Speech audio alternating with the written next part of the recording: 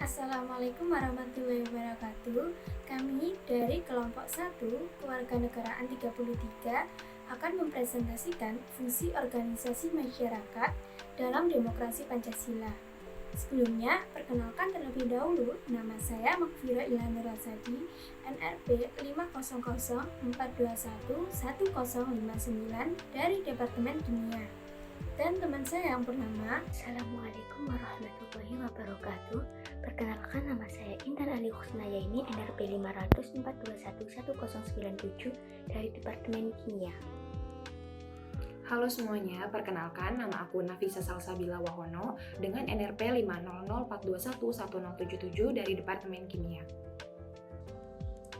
Perkenalkan, nama saya Atalita Rizky Aurelia dengan NRP 50262111161. Perkenalkan, saya Bagus Prayogi dengan NRP 50262111169 dari Departemen Sistem Informasi. Halo, perkenalkan, nama saya Francisca Cindy dengan NRP 50232111021 dari Departemen Teknik Biomedik. Perkenalkan, nama saya Muhammad Tifah Bertiansyah, NRP 50262111092.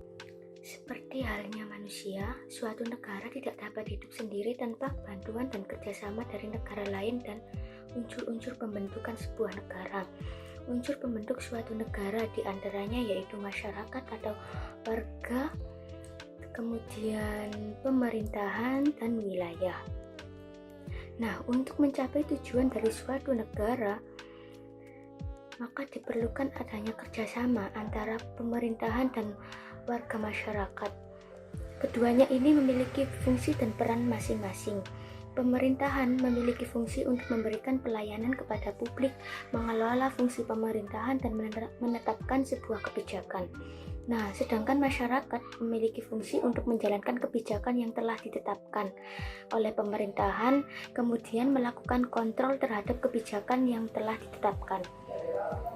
Untuk menjalankan fungsi tersebut, masyarakat membentuk suatu organisasi atau yang biasa disebut organisasi masyarakat dan lembaga swadaya masyarakat atau LSM. Organisasi masyarakat atau LSM adalah sebuah organisasi yang dibangun oleh individu atau kelompok secara sukarela dengan tujuan untuk mendukung dan menopang aktivitas atau kepentingan publik tanpa mengambil keuntungan finansial. Hal ini menurut Herdiansyah 2016.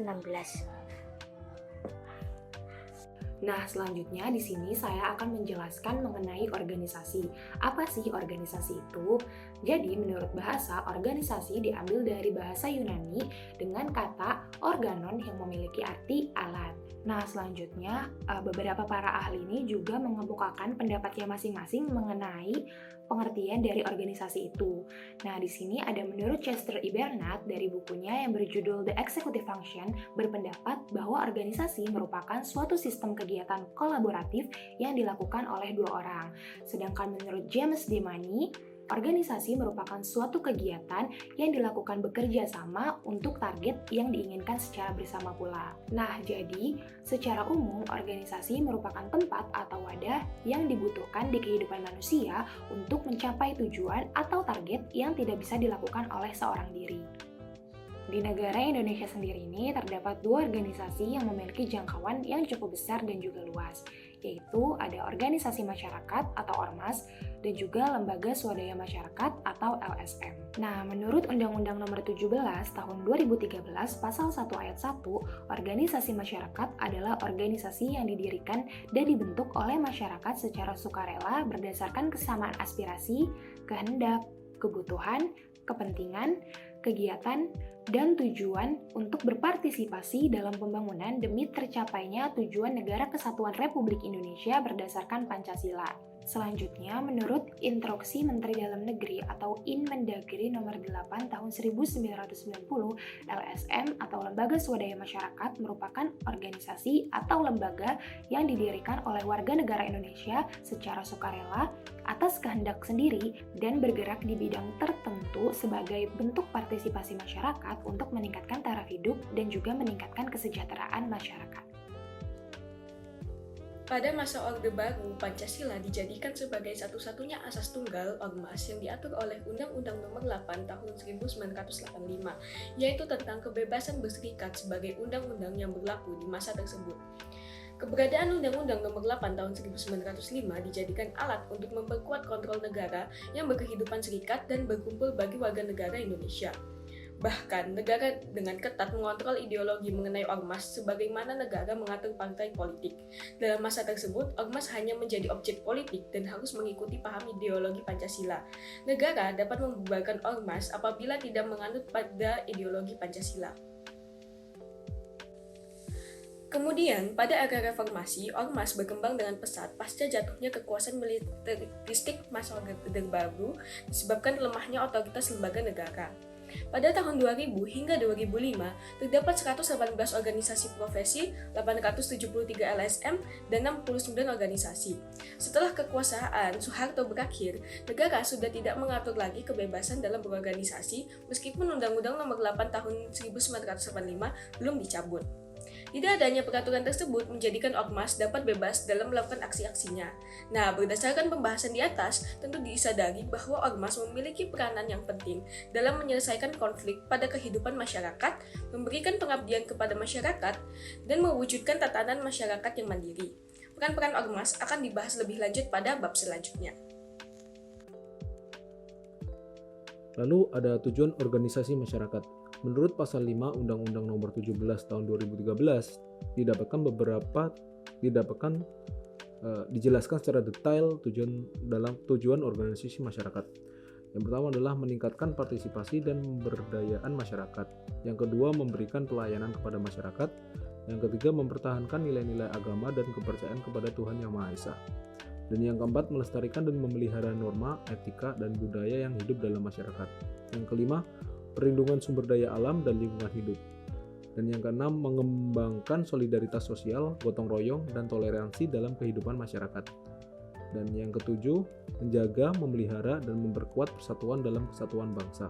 Dan yang nomor 8, yang terakhir, mewujudkan tujuan negara. Di sini mewujudkan tujuan negara itu sudah sesuai dengan Undang-Undang Nomor 17 Tahun 2013 Pasal 5 dan 6 bahwa keberadaan ormas sangat penting dalam memfasilitasi kerja pemerintah untuk mencapai tujuan negara. Ormas dapat mewakili pemerintah dalam berbagai cara dalam melaksanakan program pemerintah, terutama yang terkait dengan pemberdayaan masyarakat. Lalu dilanjut ada fungsi organisasi masyarakat. Menurut pasal 6 Undang-Undang Nomor 17 Tahun 2013, organisasi masyarakat memiliki beberapa fungsi sebagai berikut. Yang pertama adalah penyaluran kegiatan sesuai dengan kepentingan anggota atau tujuan organisasi. Di sini sesuai dengan Undang-Undang Nomor 17 Tahun 2013 Pasal 1 Ayat 1, di mana dikatakan bahwa ormas adalah organisasi yang didirikan dan dibentuk oleh masyarakat secara sukarela berdasarkan kesamaan aspirasi, kehendak, kebutuhan, kepentingan, kegiatan, dan tujuan untuk berpartisipasi dalam pembangunan demi tercapainya tujuan negara kesatuan Republik Indonesia yang berdasarkan Pancasila. Lalu dilanjut lagi, fungsi kedua organisasi masyarakat adalah pembinaan dan pengembangan anggota untuk mewujudkan tujuan organisasi. Lalu fungsi yang ketiga adalah penyalur aspirasi masyarakat. Di sini secara umum ormas dan LSM memiliki peran sebagai sarana penyalur aspirasi anggota dan sarana komunikasi sosial timbal balik antar anggota dan antar organisasi. Komunikasi merupakan dasar bagi organisasi untuk berkembang, karena secara esensi keberadaan ormas dan LSM tidak hanya memberikan wadah bebas untuk berpendapat, tetapi juga sebagai wadah berekspresi yang bertanggung jawab. Lalu fungsi selanjutnya, fungsi keempat adalah pemberdayaan masyarakat. Menurut instruksi Menteri Dalam Negeri Mendagri nomor 8 tahun 1990, LSM merupakan organisasi atau lembaga yang dibentuk oleh warga negara Indonesia secara sukarela atas kehendak sendiri dan bergerak di bidang kegiatan tertentu sebagai bentuk partisipasi masyarakat untuk meningkatkan taraf hidup dan meningkatkan kesejahteraan masyarakat. Lalu dilanjut fungsi kelima dari organisasi masyarakat yaitu pemenuhan pelayanan sosial. Lalu yang keenam adalah partisipasi masyarakat untuk memelihara, menjaga, dan memperkuat persatuan dan kesatuan bangsa. Dan yang terakhir, yang ketujuh adalah pemeliharaan dan pelestarian norma, nilai, dan etika dalam kehidupan masyarakat berbangsa dan bernegara. Halo semuanya, di sini saya akan menjelaskan peran Ormas dan LSM di masyarakat serta kaitannya dengan demokrasi Pancasila. Secara umum, Ormas dan LSM memiliki peran sebagai penyalur aspirasi dan sarana komunikasi sosial. Komunikasi adalah dasar dan kunci bagi suatu hubungan dari yang simpel hingga rumit seperti organisasi untuk berkembang. Karena secara esensi atau hakikatnya, Ormas dan LSM ini merupakan suatu wadah yang tidak hanya memberikan wadah untuk berpendapat, tetapi juga sebagai wadah berekspresi yang bertanggung jawab. Ormas dan LSM memang sama-sama berperan sebagai wadah yang menampung dan menyampaikan aspirasi, tetapi keduanya memiliki perbedaan. Perbedaannya terletak pada substansi atau isinya. Ormas adalah organisasi yang berpusat atau berorientasi massa. Ormas dapat bergerak sendiri atau independen maupun berada di bawah naungan suatu partai politik. Sedangkan LSM adalah organisasi yang berpusat atau berorientasi pada pemberdayaan masyarakat. Dalam suatu negara yang demokratis, LSM juga bertindak sebagai pilar dari civil society atau masyarakat maju yang demokratis. Dalam kaitannya antara ormas dan demokrasi, jadi sebelumnya dasar dari demokrasi Pancasila itu kan adalah sila keempat yang berbunyi kerakyatan yang dipimpin oleh hikmat kebijaksanaan dalam permusyawaratan perwakilan. Dari sila ini, kita ambil makna bahwa kekuasaan mutlak dari sebuah negara terletak pada rakyatnya. Kekuasaan tertingginya itu terletak pada kerakyatannya.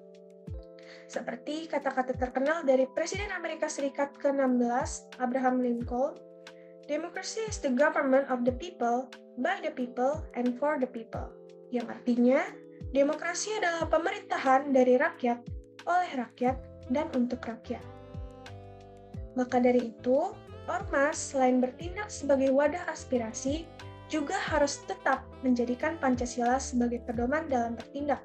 Hal ini dilakukan untuk menghindari multitafsir yang dapat mengancam demokrasi negara. Sekian, terima kasih.